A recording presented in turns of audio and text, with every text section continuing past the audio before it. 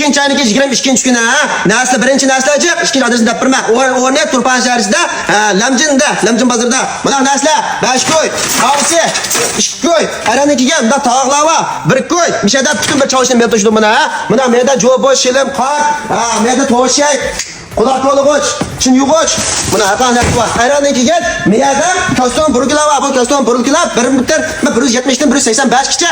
Meniki mush badnamga 170 keldi. Bundan 100 nashto va buniki bir to'si 100 ko'y. To'ydi kun jig'ulidi. Hamda mana ishdan bilan burada chiqdi. Annikin maniki raqqa ishamizni naqadagi ko'rpasiz bo'ldi, pullashmaydi.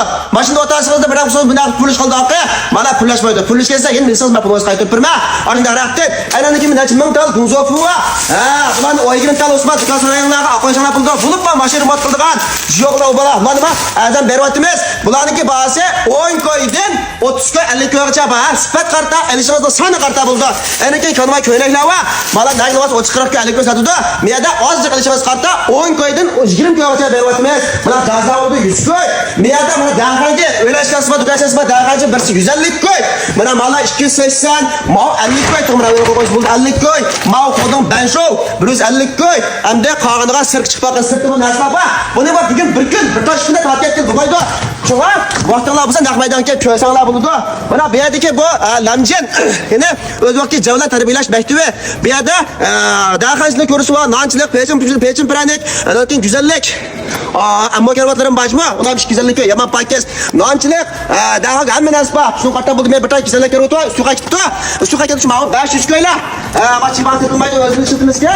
Aylankiga miyada mal lansanglar. Oket lansanglar 150 ko'y. Ma aylaklar bular. Ma 550 ko'y. Ma aynak jazlar 150 ko'y. Ma ishkizada fahsha ochma berdilar. Ne yo'qman? Ma fahsha ochi. Patnoslarım bor, patnoslar qo'shib bermaymiz. 650 ko'y. Bunda andallar va 80 santim 2 metr 180 chiqdi. Bular 250 ko'y, 300 ko'y.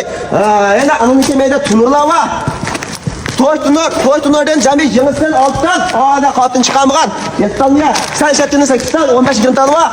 Aniki meyda bir dana o't qalaydigan mashina ko'rsatgan. Ishini.